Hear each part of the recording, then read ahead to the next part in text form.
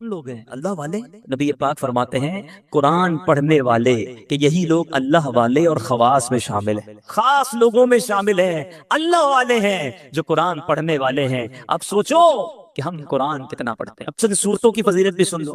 بندہ کہ یار پورا قرآن پڑھنے میں تو ٹائم لگے گا، پورا ہی پڑھنا ہے، لیکن جب جب موقع ملے تو میں کچھ آپ کو خاص صورتیں بتا دیتا ہوں جس کی برکتیں سنتے جاؤ۔ پیارے آقا علیہ الصلوۃ والسلام فرماتے ہیں اپنے گھروں کو قبرستان مت بناؤ، بے شک جس گھر میں سورہ بقرہ پڑھی جاتی ہے شیطان اس گھر سے بھاگ جاتا ہے۔ جب جب 2.5 پارے ہیں، 2.25 پارے ہیں، اگر صحیح پڑھنا ہے تو 1 گھنٹے میں ہو جاتی ہے سورہ بقرہ، 1 گھنٹہ نہیں ہے۔ شیطان بھاگ جائے برکتیں آ جائیں گی نا۔ جس گھر میں شیطان ہوگا کدھر سے برکتیں آنی؟ سورہ بقرہ اپنے گھر میں پڑھیں، جب جب مہینے میں 1 بار پڑھ لیں، روز کا آدھا پارہ پڑھیں تو 4 دن میں 5 دن میں سورہ بقرہ ختم ہو جائے گی۔ پڑھنے والے تو بنے نا۔ سنیے سورہ کہف کی کیا فضیلت ہے۔ پیارے آقا علیہ الصلوۃ والسلام فرماتے ہیں جو سورہ کہف کی پہلی 10 آیتیں یاد کر لے دجال سے محفوظ رہے گا۔ صرف 10 آیتیں۔ ایک اور جگہ نبی پاک نے فرمایا جو سورہ کہف کی آخری 10 آیتیں یاد کر لے دجال سے محفوظ رہے گا۔ اور سبحان اللہ، اب جمعے کے دن سورہ کہف پڑھے، اس کی الگ فضیلت ہے۔ سورہ یاسین کثرت سے پڑھا کریں۔ پیارے آقا فرماتے ہیں بے شک ہر چیز کا دل ہے اور قرآن کا دل سورہ یاسین ہے۔ جو 1 مرتبہ سورہ یاسین پڑھے گا اس کے لیے 10 مرتبہ قرآن پڑھنے کا ثواب لکھا جائے گا۔ اللہ کی رحمت تو دیکھو، سورہ یاسین 12-10 منٹ میں پوری ہو جاتی ہے، 10 قرآن کا ثواب۔ ہم سے گھنٹوں ٹی وی دکھوا لو، ہم سے گھنٹوں فون پہ بات کروا لو، 10 منٹ سورہ یاسین کے لیے ٹائم نہیں نکلتا۔ کتنی دوری ہے قرآن سے، سوچئے۔ سورہ دخان یہ بھی تقریباً 3 صفوں کی سورت ہے، بہت جلدی پوری ہو جاتی ہے۔ فضیلت سنو، پیارے آقا علیہ الصلوۃ والسلام نے فرمایا ترمذی کی حدیث جو کسی رات میں سورہ دخان پڑھے گا تو صبح ہونے تک 70,000 فرشتے اس کے لیے دعائیں مغفرت کرتے رہے۔ ہم ایک امام صاحب سے دعا کرا کے بڑے خوش ہوتے ہیں، فلاں مولانا صاحب آئے تھے، میں نے ان سے دعا کرائی، بڑی اچھی بات ہے، بزرگوں سے کرانی چاہیے، مگر اس بندے کی خوش قسمتی کے کیا کہنے کہ 70,000 فرشتے ساری رات اس کے لیے دعا کر رہے ہیں۔ پڑھ لیجئے سورہ دخان، کتنی دیر لگتی ہے سورہ دخان پڑھنے میں؟ سبحان اللہ۔ سورہ ملک یہ مدنی انعام بھی ہے، روزانہ رات کو جو سورہ ملک پڑھتے ہیں انہیں مبارک ہو۔ دعوت اسلامی کے مدرسۃ المدینہ بالغان میں بھی پڑھ کر سنائی جاتی ہے۔ نبی پاک علیہ الصلوۃ والسلام نے فرمایا بے شک قرآن میں 30 آیتوں پر مشتمل ایک سورت ہے جو اپنے قاری کے لیے شفاعت کرتی رہے گی یہاں تک کہ اس کی مغفرت کر دی جائے گی۔ یہ تبارک الذی بیدہ الملک ہے، 30 آیتوں والی سورت ہے، چند منٹ لگتے ہیں۔ اے میرے میٹھے اسلامی بھائیوں، میں نے مختصر وقت میں آپ کو کچھ قرآن پاک کے فضائل بیان کیے ہیں، کچھ اہمیت اجاگر کرنے کی کوشش کی ہے۔ سورہ اخلاص کتنی مختصر سورت ہے، اللہ کی رحمت دیکھو ہم پر کتنا برسنا چاہتی ہے۔ پیارے آقا علیہ الصلوۃ والسلام نے فرمایا، مسلم شریف کی حدیث ہے، آقا فرماتے تم میں سے کوئی شخص رات میں 1/3 قرآن کیوں نہیں پڑھتا، 1/3 قرآن کیوں نہیں پڑھتا؟ صحابہ کرام نے عرض کیا حضور کوئی شخص 1/3 قرآن، 1/3 قرآن رات میں کیسے پڑھ سکتا ہے؟ نبی پاک علیہ الصلوۃ والسلام نے فرمایا قل هو اللہ احد، 1/3 قرآن کے برابر ہے۔ گویا کوئی 3 بار سورہ اخلاص پڑھ لے پورے قرآن کا ثواب عطا، اور کمال کا وظیفہ ہے۔ مگر ہم غلطی یہ کرتے ہیں کہ ہم اتنے مبارک وظیفے کو کثرت سے نہیں پڑھتے۔ آج بہت خوبصورت ایک روایت سنانے جا رہا ہوں۔ نبی پاک علیہ الصلوۃ والسلام کے صحابہ، بعض صحابہ نے فرمایا کہ جس مجلس میں، جس محفل میں، جس اجتماع میں سرور کائنات صلی اللہ تعالی علیہ وسلم پر درود پاک پڑھا جاتا ہے اس مجلس سے ایک نہایت پاکیزہ خوشبو مہکتی ہے۔ ہم نارملی خوشبو لگاتے وقت کیا پلان کرتے ہیں کہ ایسی خوشبو ہو کہ تھوڑا دور تک جائے۔ عطر والے کو کہتے ہیں نا یار ذرا لانگ لاسٹنگ دینا، ایسا عطر پرفیوم دینا جو دیر تک رہے اور دور تک مہکے۔ آؤ میں بتاتا ہوں درود پڑھنے والوں، جب تم درود پڑھتے ہو تو خوشبو کدھر تک جاتی ہے؟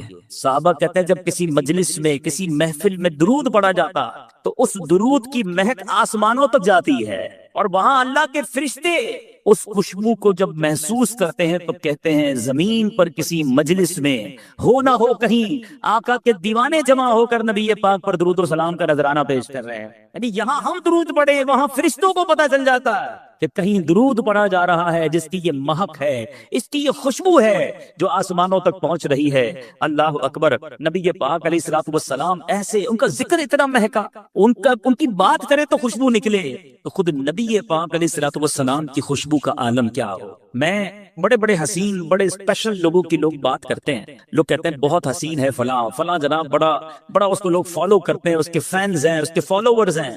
دنیا داروں کی جو محبت میں گرفتار ہے، میں ایک سوال کرنا چاہتا ہوں، ساری دنیا میں کوئی کتنا ہی حسین کیوں نہ ہو اس کے پسینے سے بدبو آتی ہے، ٹھیک ہے نا جناب؟ کوئی کتنا ہی طرح دار کیوں نہ ہو، ایٹیکیٹس والا کیوں نہ ہو، جو بڑا نازک کیوں نہ ہو، مگر جب وہ تھوکتا ہے تو اس کے تھوک سے لوگوں کو گھن آتی ہے. nobody like it. کس کو تھوک اچھا لگتا؟ میں سرور کائنات علیہ الصلوۃ والسلام کے مبارک چہرے کی بات نہیں کروں گا کہ اس چہرے میں تو رب نے کیسا حسن عطا فرمایا کہ مولانا حسن ادا خان صاحب لکھتے ہیں ایسا تجھے خالق نے طرح دار بنایا، ایسا تجھے خالق نے طرح دار بنایا، یوسف کو تیرا طالب دیدار بنایا، کونین بنائے گئے سرکار کی خاطر، کونین کی خاطر تمہیں سرکار بنایا. تو نبی پاک کے مبارک چہرہ انور اور اس کے حسن کی بات آج نہیں کریں گے. پیارے آقا کے ان ہاتھوں کی بات نہیں کریں گے کہ جس طرف اٹھ گئی دم میں دم آ گیا، اس نگاہ عنایت پہ لاکھوں سلام، ہاتھ جس سمت اٹھا غنی کر دیا، موجے بحر سماحت پہ لاکھوں سلام. ہم اس کی بھی بات نہیں کریں گے. پیارے آقا کے مبارک دور و نزدیک کے سننے والے وہ کام، کان لالے کرامت پہ لاکھوں سلام، اس کی بھی بات نہیں کرتے، بلکہ ہم صرف ان دو چیزوں کی بات کرتے ہیں کہ جس سے عموماً لوگ دور بھاگتے ہیں. میں اور آپ پرفیوم کیوں لگاتے ہیں، عطر کیوں لگاتے ہیں؟ کہ میرے اور آپ کے پسینے سے کسی کو بدبو نہ پہنچے. ایسا ہی ہے نا، بندہ اپنے پسینے سے کسی اور کو تکلیف نہ ہو، اچھی بات ہے. سنت کی نیت بھی ہو اور یہ بھی ساتھ نیت ہو کہ میری وجہ سے کسی مسلمان کو تکلیف نہ ہو، عطر لگانے کا بھی ثواب ملے گا. لیکن آج بتاتا ہوں میرے آقا کا پسینہ کیسا تھا، نبی پاک کا لعاب دہن کیسا تھا. Just talk about these two things. ہم فقط ان دو چیزوں کی آج بات کرتے ہیں، ذرا غور کیجئے. باقی نبی پاک کی کمالات تو بیان ہی نہیں کر سکتے نا. بڑے بڑے علماء نے کوشش کی، عاشقوں کے امام نے بھی قلم اٹھایا، جس نے بھی کوشش کی وہ عاجز ہو گیا، حیران ہو گیا. کیا خوب لکھتے ہیں اعلیٰ حضرت، سرور کہوں کہ مالک و مولا کہوں تجھے، باغ خلیل کا کل زیبا کہوں تجھے. آقا تیرے تو وصف عیب تناہی سے ہے بری، حیران ہوں میرے شاہ میں کیا کیا کہوں تجھے. آج اس شعر کا مطلب بھی تھوڑا سا سمجھ لو. عیب تناہی، علماء بیٹھے ہیں ماشاءاللہ، یہ کیا ہے، اس کے پیچھے کیا لکھا ہے اعلیٰ حضرت نے؟ مثال کے طور پر اگر آج میں آپ سب کو کاغذ بھی دے دوں، قلم بھی دوں، اور کہوں ذرا لکھو کسی پرسنل، جس شخصیت سے آپ پیار کرتے ہیں اس کے اوصاف لکھیں، اس کی خوبیاں لکھیں. آپ لکھنا شروع کریں گے، 10 لکھ دیں گے، 15 لکھ دیں گے، 50 لکھ دیں گے. اس کے بعد آپ مجھے سارے قلم کاغذ واپس دے دیں گے کہ بھائی آپ نے کیا لکھا. آپ لکھیں گے بڑا حسین ہے، خوبصورت ہے، ملنسار ہے، مسکراتا ہے، مدد کرتا ہے، خیال کرتا ہے، حوصلہ بڑھاتا ہے. 10 15 20 پھر رک جائے گی نا قلم، اسٹاپ. آپ کہیں گے جناب یہ جس سے میں پیار کرتا ہوں نا یہ اس کی تعریف ہے. اعلیٰ حضرت کہتے ہیں یہ جو چیز ختم ہو جاتی ہے نا، تعریف رک جاتی ہے، تعریف اینڈ ہو جاتی ہے، یہ بھی تو ایک عیب ہے. تناہی اینڈ ہو جانا. اعلیٰ حضرت کہتے ہیں نبی پاک کی ذات وہ ہے جن کے اوصاف ختم ہی نہیں ہوتے ہیں. 1400 سال سے زیادہ وقت گزر گیا ہے، آج تک لکھنے والے لکھ رہے ہیں. بات ہے کہ پوری نہیں ہو رہی ہے، بات ہے کہ ختم ہی نہیں ہو رہی ہے. امام لکھتے ہیں تیرے تو وصف عیب تناہی سے ہے بری، حیران میرے شاہ کیا کیا کہوں تجھے. لیکن رضا نے ختم سخن اس پہ کر دیا، خالق کا بندہ خلق کا آقا کہوں تجھے. تو نبی پاک علیہ السلام والسلام کی فقط ان دو چیزوں کی بات کرتے ہیں. آپ نے ذکر مصطفیٰ درود پاک کے بارے میں سنا نا کہ آقا کا ذکر کرو تو آسمان تک خوشبو جاتی ہے. کیوں نہ خوشبو جائے، نبی پاک خود کتنے مہکے مہکے. اللہ اکبر. میرے آقا جس گلی سے گزر جاتے نا، جس گلی سے نبی پاک گزر جاتے وہ سڑک مہک جایا کرتی، وہ گلی خوشبودار ہو جایا کرتی. صحابہ کرام کو جب نبی پاک کو تلاش کرنا ہوتا کسی سے پوچھتے نہ تھے کہ نبی پاک کہاں گئے ہیں، سڑک کے کنارے کھڑے ہوتے، خوشبو بتا دیتی کہ آقا گزر کر گئے ہیں. اور اسی بات کو بریلی کے تاجدار نے، امام عشق و محبت نے کیا خوبصورت انداز میں لکھا. فرماتے ہیں کیا مہکتے ہیں مہکنے والے. لگا دو خوشبوئیں جتنی لگانی ہے. مہکنے والوں سنو، کیا مہکتے ہیں مہکنے والے، بو پہ چلتے ہیں بھٹکنے والے. امبر زمین. اعلیٰ حضرت کہتے ہیں بتاؤ نبی پاک جس سڑک سے جس گلی سے گزرتے وہ گلی پہچانی کیسی جاتی. کہتے ہیں امبر زمین، ابیر ہوا، مشک تر غبار. آقا جس گلی سے گزرتے زمین امبر کی ہو جاتی، ہوا ابیر ہو جاتی، تو اب غبار جو تھا، مٹی جو ہے وہ مشک جیسی ہو جاتی. امبر زمین، ابیر ہوا، مشک تر غبار. ادنا سی یہ شناخت تیری جو ہے وہ. ایک صحابی آئے نبی پاک علیہ السلام کی بارگاہ میں، اوزو بچی کی شادی ہے اور خوشبو درکار ہے. یعنی آقا علیہ السلام نے فرمایا کل آنا، ایک کھلے منہ والی شیشی لانا، ساتھ ایک لکڑی کا ٹکڑا بھی لے آنا. صحابی دوسرے دن پہنچ گئے. نبی پاک علیہ السلام نے انہی صحابی کے سامنے، دیکھو یہ عشق کا امتحان دیکھو، انہی صحابی کے سامنے اپنے مبارک ہاتھوں سے پسینہ نکالنا شروع کیا اور اس شیشی کے اندر بھرنا شروع کیا. مانگا عطر ہے اور دیا پسینہ جا رہا ہے. مگر صحابی کا بلیف دیکھو، یقین دیکھو. عرض نہیں کیا کہ حضور بچی کی شادی ہے، عطر چاہیے، آپ پسینہ دے رہے ہیں. پیارے آقا نے جب شیشی بھر گئی فرمایا اپنی بیٹی کو کہنا جب خوشبو کی ضرورت ہو اس لکڑی کے ٹکڑے سے اس عطر کو، اس پسینے کو اپنے جسم پر لگا لیا کرے۔ صحابی بیٹی کے پاس لے کر کے، دلہن ہے، میری اسلامی بہنیں سوچیں، عشق دیکھو، آج دلہن کے نخرے ہی ختم نہیں ہوتے، باپ قرضے میں چلا جائے، اس کی فرمائشیں ختم نہیں ہوتی ہیں۔ وہ بھی ایک دلہن تھی کہ باپ سے خوشبو مانگا تھا اور نبی پاک کا وہ پسینہ لے کر آئے۔ فرما بردار بیٹی نے کوئی اعتراض نہ کیا کہ بابا جان آج تو شادی کا دن ہے، خوشبو درکار ہے۔ اگر نبی پاک نے اپنا پسینہ بھیجا ہے تو یہی کمال ہوگا، یہی بہتر ہوگا۔ اس دلہن نے پسینہ لگانا شروع کیا۔ آج میں اور آپ عطر لگائیں، دوسرے کمرے میں خوشبو نہیں جاتی۔ آؤ بتاؤ میرے آقا کے پسینے نے کیا کمال کیا۔ علماء موجود ہیں، حدیث کی کتابوں میں یہ الفاظ ہیں کہ جیسے ہی اس دلہن نے پسینہ ملا، پورے مدینے میں اس کی خوشبو پھیلنا شروع ہو گئی۔ وہ جو گھر ہے، جس گھر میں وہ دلہن رہتی تھی، وہ صحابی رہتے تھے، محلے کے اندر بیت المطیبین، خوشبوؤں والے گھر کے نام سے مشہور ہو گیا۔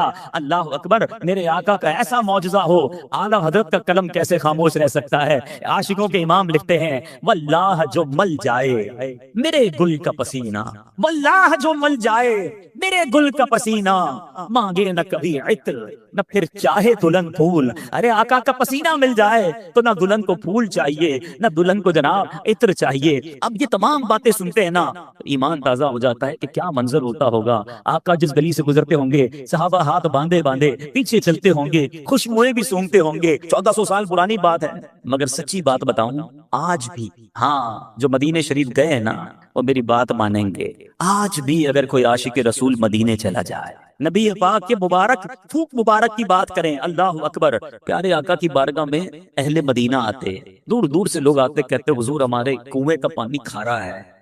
آپ کے یہاں بھی کبھی بورنگ میں کھارا پانی نکل آئے؟ اب تو آر او پلانٹ وغیرہ سنائے لگتے ہیں، لیکن پھر بھی ویسا میٹھا نہیں ہوتا۔ سنو صحابہ کے پاس کون سا پلانٹ تھا؟ کھارا کنواں میٹھا کرنا ہوتا تو کہاں جاتے تھے؟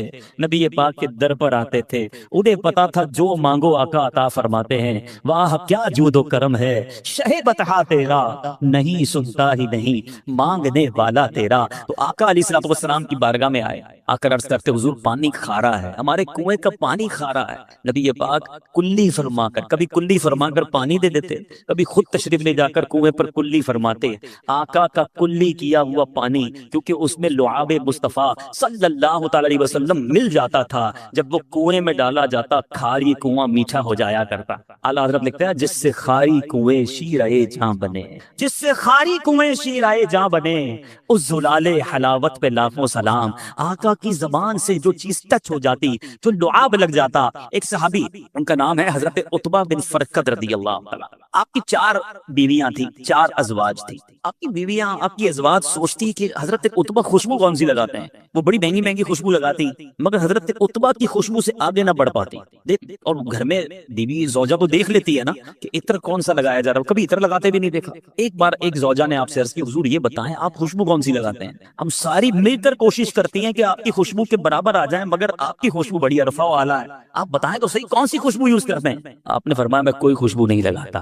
میرا واقعہ بڑا عجیب ہے، فرماتے ہیں کہ ایک بار میرے جسم پر آبلے پڑ گئے، اسکن ڈیزیز ہو گئی نا، جسم پر جلد کی بیماری ہو جاتی، آبلے پڑ گئے۔ صحابہ کا کمال یہ ہے، جتنی سیرت پڑھے نا، صحابہ کرام کو جو پرابلم ہوتی تھی، ڈاکٹر نہیں نظر آتا تھا، کسی جگہ ایمرجنسی وارڈ میں نہیں جاتے تھے، بلکہ حضرت قتادہ کی آنکھ نکل جاتی، وہ بھی نبی پاک کے پاس ہی آتے ہیں۔ حضرت عتبہ بن فرقد کہتے ہیں میں پیارے آقا کے پاس چلا گیا کہ حضور جسم پر آبلے پڑ گئے۔ نبی پاک نے فرمایا کرتا اتار۔ میں نے کرتا اتارا۔ آج اسکن پر، جلد پر کوئی بیماری لگے تو کریم لگائی جاتی ہے، آئنٹمنٹ لگائے جاتے ہیں، بڑے بڑے ڈاکٹر فارمولے لگاتے ہیں۔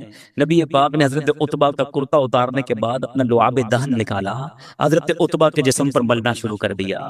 اپنی زوجہ سے فرماتے ہیں وہ دن ہے، آج کا دن ہے، آبلے تو ختم ہو گئے، ہمیشہ میرا جسم بہکتا ہی رہتا ہے۔ اب ذرا اور کیجئے، نبی پاک سے زیادہ اور کون ہے جس سے پیار کیا جائے؟ آؤ دنیا کے کسی حسین کو لے آؤ سامنے، دنیا کے کسی طرحدار کو لے آؤ، پسینے سے اس کے بو آنی ہے، دھوپ اس کا گھن لاتا ہے۔ نبی پاک وہ ہیں جن کا پسینہ مشک سے زیادہ خوشبودار ہے۔ لعاب دہن جو ہے کسی کے جسم پر مل تو جسم خوشبودار ہو جاتا ہے۔ تو نبی پاک کو اللہ نے وہ با کمال، وہ حسین اور وہ دل ربا بنایا ہے، تو پھر کیوں نہ نبی پاک سے محبت کی جائے، ان پر اپنا سب کچھ فدا کیا جائے۔ ایک بات سمجھنی ہے. اب میں نے کہا نا کہ چھوٹی سی بات میں نے کی ہے پیارے آقا کے لعاب کی, نبی پاک کے پسینے کی. آپ پیارے آقا کی زندگی کی کسی بھی چیز کو اٹھا لیں, نبی پاک کی کسی عضو کی بات کریں, پیارے آقا کے کسی بھی پارٹ آف دا باڈی کی بات کریں, اس کے مقابلے میں با کمال اور دنیا میں کوئی چیز نہیں ملے گی. نبی پاک کی باتیں, پیارے آقا کی پرخیف گفتگو کی بات کریں, ایسا بولنے والا سارے جہان میں کوئی اور نہیں ملے گا.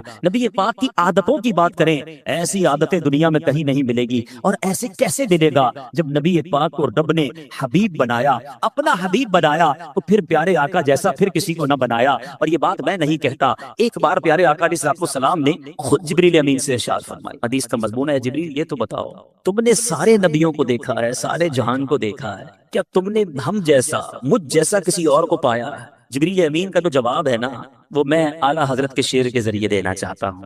اعلیٰ حضرت لکھتے ہیں, یہی بولے سدرا والے, سدرۃ المنتہا پہ رہتے ہیں نا جبریل امین, یہی بولے سدرا والے چمنے جہاں کے تھالے. آقا ہم نے ساری دنیا کو دیکھا, ساری دنیا کو چھان ڈالا, یہی بولے سدرا والے چمنے جہاں کے تھالے, سبھی میں نے چھان ڈالے, تیرے پائے کا نہ پایا, تجھے یک نے یک بنایا. آقا رب نے آپ جیسا کسی کو نہیں بنایا. اب آؤ بتاتا ہوں, جب جبریل امین نے نبی پاک جیسا کسی کو نہیں دیکھا نا, تو پھر نبی پاک سے اٹیچمنٹ کیسی ہو گئی, پیارے آقا سے محبت کیسی ہو گئی. سارے نبیوں کے پاس گئے ہیں, مگر تفاسیر کی کتابوں میں سبحان اللہ لکھا, حضرت آدم علیہ السلام کے پاس جبریل امین 12 مرتبہ حاضر. کتنی بار؟ حضرت سیدنا ادریس علیہ السلام کے پاس 4 مرتبہ حاضر ہوئے. حضرت سیدنا نوح علی نبینا علیہ السلام کے پاس 50 مرتبہ حاضر ہوئے. حضرت سیدنا ابراہیم علیہ السلام کے پاس 42 ٹائمز 42 بار حاضر ہوئے. حضرت سیدنا موسیٰ کلیم اللہ علی نبینا علیہ السلام کے پاس 400 بار حاضر ہوئے. اور اب بتاتا ہوں, حضرت عیسیٰ علیہ السلام کے پاس جو روح اللہ ہیں 10 بار حاضر ہوئے. آپ جاننا چاہیں گے نبی پاک کے پاس کتنی بار حاضر ہوئے؟ اچھا پہلے تھوڑی سی کیلکولیشن کرتے ہیں, آج ناظم آباد والوں کا کچھ حساب بھی چیک کر لیتے ہیں. پیارے آقا علیہ السلام کی پہلی ملاقات جبریل امین سے جب ہوئی, اس وقت نبی پاک کی عمر مبارک کیا تھی؟ 40 سال. پہلی ملاقات پتہ ہے کہاں ہوئی تھی؟ غار حرا میں. پہلی وہی لے کر آئے نا, تو 40 سال کی عمر مبارک میں جبریل امین سے پہلی ملاقات ہوئی. دنیا میرے آقا نے کتنے سالوں کے لیے اختیار فرمائی؟ 63 سال. کتنے سالوں کے لیے؟ ظاہری پردہ فرما لیا. اس کے بعد 40 سال 63 سال, کتنے سال بچے؟ 23 سال. Very good. 23 ایئرز ملاقات کے رہے. 23 سال میں دن کتنے ہوتے ہیں؟ 360 دن ہوتے ہیں تقریباً ایک اسلامی سال میں. 10 سال میں کتنے دن ہو گئے؟ 3600 دن. ٹھیک ہے, کتنے دن ہو گئے؟ 3600. 20 سال میں کتنے ہو گئے؟ 7200. ٹھیک ہے, مزید 3 سال کے 1000 دن گن لیں تو 8200 دن بنتے ہیں. 8300 اپروکسیمیٹلی 8280 بنتے ہیں. ٹھیک ہے, یہ بہت مزیدار بات ہے, یاد کر لو گے ایمان تازہ ہو جائے. 8280 دن ہیں میرے آقا کی ظاہری حیات کے پہلی ملاقات سے لے کر دنیا سے پردہ فرمانے تک. اور جو ماشاءاللہ سیرت پڑھتے ہیں انہیں پتا ہے کہ کئی دن اس میں ایسے گزرے کہ کئی دن تک جبریل امین حاضر نہیں ہوئے. بہت سارا گیپ بھی آیا. اگر 8280 دن بھی گن لینا تو جبریل امین کتنی بار آئے؟ علماء بتاتے ہیں 24,000 بار نبی پاک کی بارگاہ میں حاضر ہوئے. کیوں؟ وجہ کیا تھی؟ بڑا معمہ ہے. کسی کے پاس 42 بار, کسی کے پاس 100 بار, کسی کے پاس 12 بار, 24,000 بار. ایوریج کو نکالو. 8000 دن میں 24,000 بار کا مطلب یہ بنتا ہے کہ روزانہ 3 بار. اور کدھر سے آتے تھے؟ برابر گلی سے نہیں, سدرۃ المنتہا. ڈسٹینس کتنا ہے سدرۃ المنتہا کا؟ یہ بھی حدیث بتاتی ہے. احادیث میں یہ مضمون موجود ہے کہ زمین سے پہلے آسمان کا فاصلہ 500 سال, پہلے آسمان سے دوسرے آسمان کا فاصلہ 500 سال. گنتے چلے جائیں 3500 سال لگیں گے 7ویں آسمان تک پہنچنے کے لیے. اور اس کے بعد سدرۃ المنتہا اس کے اوپر ہے. اتنا دور سے روزانہ یعنی اپروکسیمیٹلی روزانہ اوسطاً 3 سے زیادہ بار نبی پاک کے پاس آنا. وجہ کیا ہے؟ اتنا سفر کیوں کیا؟ اور انبیاء کے پاس تو تھوڑی بار گئے. بات یہ ہے ہمارے پاس جواب اگر ہمیں ڈھونڈنا ہوتا ہے تو کبھی اعلیٰ حضرت کی بارگاہ میں حاضری دیتے ہیں. آؤ آج برادر اعلیٰ حضرت سے پوچھتے ہیں. شہنشاہ سخن لکھتے ہیں, بے لکھائے یار ان کو چین آ جاتا اگر. کہتے بات یہ ہے نبی پاک کو پہلی بار دیکھا اس کے بعد چین ہی نہیں آتا. آقا سے ملے بغیر کار ہی نہیں آتا تھا. بے لکھائے یار ان کو چین آ جاتا اگر. بار بار آتے نہ یوں جبریل سدرا چھوڑ کر, سدرۃ المنتہا چھوڑ کر بار بار اس لیے آنا ہے کہ نبی پاک کا جلوہ دیکھنا ہے. کیوں کہ ایسے یہی بولے سدرا والے چمنے جہاں کے تھالے, سبھی میں نے چھان ڈالے. آقا تیرے پائے کا نہ پایا, تجھے یک نے یک بنایا. نبی نبی پاک کے دیدار کے بغیر انہیں چین ہی نہ آتا تھا. تو یہ مرتبہ ہے نبی پاک علیہ الصلوۃ والسلام کا, یہ مقام ہے سرور کائنات علیہ الصلوۃ والسلام کا. ایک چھوٹا سا اشارہ دے کر مزید آگے چلتا ہوں. جبریل امین 3500 سال کا ڈسٹینس روز 3 بار کر لے, اسپیڈ کتنی ہوگی, رفتار کتنی تھی کہ پلک جھپکتے میں آتے, پھر جاتے, پھر آ جاتے. تو جب جبریل امین کی رفتار کا عالم یہ ہے تو جبریل کے آقا کی رفتار کا عالم کیا ہو. تو معراج کی شب اگر میرے آقا تھوڑی ہی دیر میں سارا سفر کر کے تشریف لے آئے تو کوئی تعجب کی بات نہیں ہے, بلکہ اس وقت تو کنڈی بھی ہلتی رہی, بستر بھی گرم تھا. علماء بڑا پیارا عشق بھرا جواب دیتے ہیں کہ جناب اتنا سارا سفر ہوا, ابھی واپس آئے تو بستر گرم ہے, کنڈی بھی ہل رہی ہے, سفر تو بہت طویل تھا, یہ کیسے ہو گیا؟ تو علماء عشق بھری زبان میں جواب دیتے ہیں کہ بات یہ ہے کہ آج دنیا میں بھی آپ کی میری گھڑی سے سیل نکال لیں تو گھڑی رک جائے گی نا, سیل ڈالیں تو پھر چلنا شروع ہو جائے گی. علماء کہتے ہیں آقا سارے جہان کی جان ہے, جب جان ہی چلی گئی تھی تو جہان رک گیا تھا. نبی پاک تشریف لائے, دنیا پھر چلنا شروع ہو گئی. وہ جو نہ تھے تو کچھ نہ تھا, وہ جو نہ ہو تو کچھ نہ ہو, جان ہے وہ جہان, جان ہے وہ جان ہے. وہ میرے بیچ اسلامی بھائیوں, سبحان اللہ, میرے آقا کی تعریف بیان ہو. مجھ سے پہلے ناتواں تعریف کر رہے تھے, وہ نظم میں بیان کر رہے تھے, میں نثر میں بیان کر رہا ہوں. جتنا سنے ایمان تازہ ہوتا ہے. اللہ مجھے اور آپ کو ہمیشہ پیارے آقا کے گن گانے والا بنائے, نبی پاک کے چرچے بلند کرتے والا بنائے, اور یہ زندگانی اسی میں گزر جائے. دمے واپسی تک تک گیت گاؤں محمد موجہ پکارا کروں نے میرا دین و ایمان اس طرح سے پوچھے آقا تمہاری جانب اشارہ تھا. یعنی سارے معجزات کے علاوہ کچھ ایسے معجزات بھی دیے جو آپ سے پہلے کسی اور کو عطا نہ کیے. پیارے آقا نے چاند کے 2 ٹکڑے کیے, نبی پاک نے سورج کو واپس پلٹایا. ایسے ایسے معجزات ہیں کہ آج بھی سنے تو ایمان تازہ ہو جاتا ہے. مگر علماء بہت خوبصورت بات لکھتے ہیں, فرماتے ہیں جو نبی پاک کا مرتبہ ہے نا, اس مرتبے کے مطابق پیارے آقا علیہ الصلوۃ والسلام کے اسٹیٹس کے مطابق 2 ہی معجزات ہیں, باقی تو نارمل سی بات ہے. یہ چاند کے 2 ٹکڑے کرنا, سورج پلٹانا, یہ نبی پاک کا جو مرتبہ ہے نا رب کی بارگاہ میں, ان کے لیے نارمل ہے. 2 معجزات ایسے ہیں جو شان مصطفیٰ کو ظاہر کرتے ہیں. ایک معجزہ ہے معراج کی شب, نبی پاک جو رب کے دیدار کو تشریف لے گئے. ساری کائنات میں کسی نے رب کو نہیں دیکھا, یہ چھوٹی بات نہیں ہے, ذرا سمجھنے کی کوشش کریں. حضرت موسیٰ کریم اللہ سے کئی بار کلام کیا. ایک بار عرض کی مولا میں تجھے دیکھنا چاہتا ہوں, دیدار کرنا چاہتا ہوں. ارشاد ہوا لن ترانی, اے موسیٰ تم مجھے نہ دیکھ سکو گے. پھر عرض کی کوہ طور پر رب عز و جل نے اپنی تجلی کا نزول فرمایا, دیدار نہیں کروایا, تجلی کا نزول ہوا. اس تجلی, اس نور کی جو تجلی تھی اس کی تاب نہ لا سکے, حضرت موسیٰ بے ہوش ہو گئے. یہاں التجا تھی یا اللہ دیکھنا ہے, وہاں سے منع ہوا لن ترانی. فرق دیکھیے گا, یہ کلیم اللہ ہے. اب آؤ حبیب اللہ کی بات کرتے ہیں. 27ویں رجب ہے, آقا ام ہانی رضی اللہ تعالی عنہا کے در سو رہے تھے, آرام فرما رہے تھے. جبریل امین آئے, قدموں کو بوسہ دے کر عرض کیا حضور رب بلا رہا ہے. وہاں حضرت موسیٰ خود عرض کر رہے ہیں یہاں بلایا جا رہا ہے. تبارک اللہ شان تیری, تجھی کو زیبا ہے بے نیازی, کہیں تو وہ جوش ننترانی, کہیں تقاضے وصال کے تھے. یہاں بلایا جا رہا تھا. آپ ذرا غور کیجئے, ساری کائنات میں اور کوئی نہیں جس نے اپنی آنکھوں سے رب کا دیدار کیا ہو, یہ فقط میرے آقا کی شان ہے. یہ معجزہ ہے نبی پاک کا جو سرکار علیہ الصلوۃ والسلام کے مرتبے کے مطابق ہے. اور اسی بات کو ہم صلاۃ و سلام میں کئی بار سنتے ہیں. آج اس بات کو سمجھنے کے بعد پڑھو تو اور لطف آئے گا. شاعر لکھتے ہیں نا, قصہ طور و معراج سمجھے کوئی, ٹرائی ٹو انڈرسٹینڈ ڈفرنس. دیکھو طور اور معراج, قصہ طور و معراج سمجھے کوئی, فرق مت دن وہ طالب کا دیکھے کوئی. ایک طرف التجا تھی, طالب تھے حضرت موسیٰ, اور یہاں حبیب پاک مطلوب ہیں. فرق مطلوب و طالب کا دیکھے کوئی, کوئی بے ہوش جلووں میں گم ہے کوئی. وہاں وہ بے ہوش ہو گئے اور آقا جلووں میں گم ہے. کوئی بے ہوش جلووں میں گم ہے کوئی, کس کو دیکھا یہ موسیٰ سے پوچھے تو آنکھ والوں کی ہمت پہ نہ مسئل. ایک معجزہ تو یہ. اب دوسرا کون سا معجزہ ہے جو نبی پاک کی شان کے لائق, آپ کے مرتبے کے لائق, اتنا بڑا معجزہ کہ جس معجزے کو اعظم المعجزات کہا گیا, سب سے بڑا معجزہ اس کو کہا گیا. ٹھیک ہے, the biggest miracle, سب سے بڑا معجزہ. اور وہ معجزہ ہے قرآن مجید فرقان حمید. اور کمال کی بات یہ ہے، اور معجزے جتنے ہوئے نا ہم سن ہی رہے ہیں، ایمان تازہ کر رہے ہیں۔ دیکھا نہیں ہم میں سے کس نے دیکھا چاند کو دو ٹکڑے ہوتے ہیں؟ کس نے دیکھا سورج کو واپس پلٹاتے ہوئے؟ ہم نے ابو جہل کے ہاتھوں میں کنکریوں کو کلمہ پڑھتے بھی نہیں دیکھا۔ ہم نے حدیبیہ کے مقام پر نبی پاک کی مبارک انگلیوں سے فوارے جاری ہوتے بھی نہیں دیکھے۔ یہ تو صحابہ تھے جو اپنی آنکھوں سے شب و روز معجزات دیکھتے، کبھی شجر سلام کرتے، کبھی حجر سلام کرتے، کبھی اونٹ آ کر سجدہ کرتا، نبی پاک سے جناب کبھی جانور کلام کرتے، صبح و شام صحابہ یہ معجزات دیکھتے۔ ہم فقط سن رہے ہیں، سننے میں اتنا لطف آتا ہے، دیکھنے کا عالم کیا ہوگا؟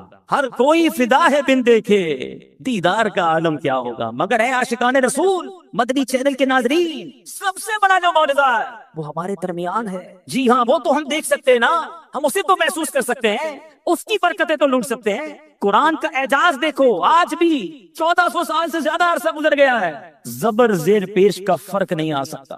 رب نے اپنی کتاب کی حفاظت کا ذمہ خود لیا ہے۔ دنیا کی ایک کتاب آپ کو بڑی پسند ہو، بہت پڑھاکو آدمی کوئی ہو کہ مجھے کتاب بڑی پسند ہے، کتنی بار پڑھو گے؟ 2 بار، 4 بار، 5 بار، 6 بار، پھر آپ کہو گے یار بہت پڑھ لیا، بور ہو گیا، لائبریری میں رکھ دو۔ قرآن کا اعجاز یہ ہے، 1000 بار پڑھو، ہر بار نیا لطف دیتا ہے۔ قرآن سے جی نہیں بھرتا، قرآن سے دل نہیں اگتاتا۔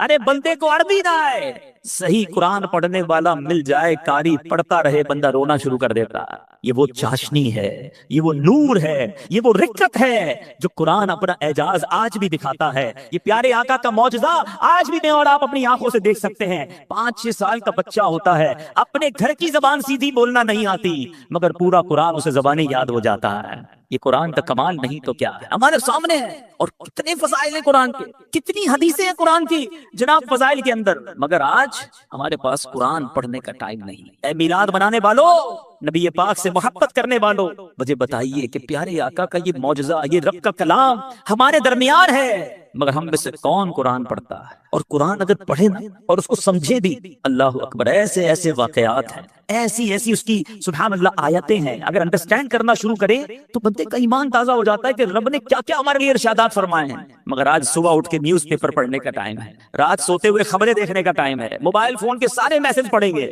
جتنے واٹس ایپ ہیں سارے چیک کریں گے، مگر پورے دن میں قرآن نہیں پڑھیں گے۔ بتائیے یہ کیسی نبی پاک سے محبت ہے؟ قرآن سے دور رہ کر زندگی اچھی نہیں۔ میں آپ کو انشاءاللہ حدیث سے سناؤں گا کہ جس نبی علیہ الصلوۃ والسلام کا میلاد منانے جمع ہوئے ہیں، ارے میلادی جو ہے وہ قاری بھی ہونا چاہیے، اس کو قرآن بھی صحیح پڑھنا آنا چاہیے، اور قرآن سے اس کی پکی دوستی بھی ہونی چاہیے کہ جس نبی کا میلاد منایا میرے آقا پر قرآن نازل ہوا، ان کے سینہ اطہر کو اللہ نے ایسی طاقت دی، کیونکہ قرآن خود فرماتا ہے ہم قرآن کو کسی پہاڑ پر اتارتے، خوف الہی سے وہ ریزہ ریزہ ہو جاتا۔ اللہ تبارک و تعالیٰ نے قلب مصطفیٰ کو یہ طاقت عطا فرمائی کہ ان کے سینے پر قرآن نازل ہوا۔ جس نبی سے تمہیں محبت ہے انہوں نے یہ تحفہ ہمیں دیا ہے۔ اے اللہ میں حاضر ہوں، تیرا بندہ ہوں، تو نے پیدا کیا، تو نے رزق دیا، تو نے ہمیں صحت دی، تو نے سب کچھ دیا، ایمان کی دولت تو نے دی۔ اے اللہ میں تیرا بندہ بن کر رہوں گا، میں تیری اطاعت کروں گا، تجھے ناراض کرنے والے کاموں سے بچوں گا۔ مگر آج حال یہ ہے میرے پیارے اسلامی بھائیوں، میں جو جملہ کہنے جا رہا ہوں نا بڑا سخت ہے۔ آج حال یہ ہے کہ آج اللہ کو لبیک لوگری کہہ رہے، ایسا لگتا ہے شیطان کو لبیک کہہ رہے، زبان سے نہیں کہتے، مگر سچ بتاؤ مانتے کس کی ہیں؟ صبح ہوئی، رب کا حکم تو فجر پڑھنا تھا نا، تمہاری فجر قضا ہوئی، تم نے اللہ کی بارگاہ میں لبیک کہی، شیطان کی بات کہی لبیک۔ ظہر ہوئی، تمہاری ظہر قضا ہوئی، تم نے کس کو لبیک کہا؟ رحمان کو یا شیطان کو؟ تمہاری مغرب قضا ہو جاتی ہے، عشاء قضا ہو جاتی ہے، جھوٹ بولتے ہو، حرام کماتے ہو، حرام بیچتے ہو، سوچو جو برا کرنے والا یہ کس کو لبیک کہہ رہا ہے؟ افسوس یہ ہے کہ اگر پورے دن میں ہم اپنے اعمال لکھیں نا تو ایسا لگتا ہے دن میں کئی بار شیطان کو لبیک کہتے، اللہ کو لبیک نہیں کہتے۔ اللہ کو لبیک کہنے والا اس کی نماز کیسے جاتی، وہ حرام کیسے کمائے گا، وہ جھوٹ کیسے بولے گا، وہ ظلم کیسے کرے گا، وہ ماں باپ کو کیسے ستائے گا، وہ شراب کیسے پیے گا، وہ جوا کیسے کھیلے گا؟ نہ کرو ایسا، اللہ کے ہو جاؤ، اللہ یہ ساری دنیا تمہاری کر دے گا۔ ابھی بھی لوگ کہتے ہیں یار بس یہ بیان بالکل صحیح ہو رہا ہے، لیکن یار بس 5-7 سال ذرا کام کو ٹائم دے دوں، فیملی کو ٹائم دے دوں، ذرا عیاشی کر لو، جوانی گزار لو، میں نے اللہ ہی کرنا ہے، میرا اور کام کیا ہے؟ وہ اللہ کے بندو، شیطان یہی تو چاہتا ہے تم ابھی توبہ نہ کرو۔ کئی لوگ توبہ کے انتظار میں ہی دنیا سے چلے گئے، کیا جوانوں کی موت نہیں ہوتی؟ یاد رکھیے گا، ان کے جو غلام ہو گئے، ان کے جو غلام ہو گئے، وقت کے امام ہو گئے، نام دیوا ان کے جو ہوئے، ان کے اونچے نہ اونچے نہ۔ تو ہمیں یہ سوچنا ہے کہ ہم کس کے بندے ہیں، لبیک کس کو کہنی ہے، بات کس کی ماننی ہے۔ آج یہ ذہن بنا کر جاؤ کہ میں نے دل کی گہرائیوں سے روز اپنے رب کی بارگاہ میں لبیک کہنا ہے۔ ادھر مؤذن فجر کی اذان دے گا، ادھر میں نے لبیک کہہ کر مسجد میں حاضر ہو جانا ہے۔ ادھر ظہر کی اذان ہوگی، میں نے دل میں لبیک کہنا ہے، اے اللہ میں حاضر ہوں، نماز کے لیے حاضر ہونا ہے۔ آپ کے سامنے حرام روزی آ رہی ہے، آپ نے حرام روزی کو ٹکرانا ہے اور رب کی بارگاہ میں کہنا ہے لبیک اللہم لبیک، مولا میں حرام نہیں کماؤں گا، حرام کام کرنے کو جی چاہے، کوئی دوست بلائے، شیطان برگلائے، نہیں نہیں، لبیک کہہ چکا، اللہ کا بندہ ہوں، حرام کی طرف نہیں جاؤں گا۔ ذکر کیجئے، درود پڑھیے اور زندگی سنتوں کے مطابق گزاریے۔ اس طرح کی جب زندگی گزاری نا، پھر انشاءاللہ قبر میں بھی چین ہوگا، محشر میں بھی چین ہوگا، اور اللہ نے چاہا مکے مدینے کی حاضریاں اور وہاں جا کر بھی لبیک پڑھنا نصیب ہو۔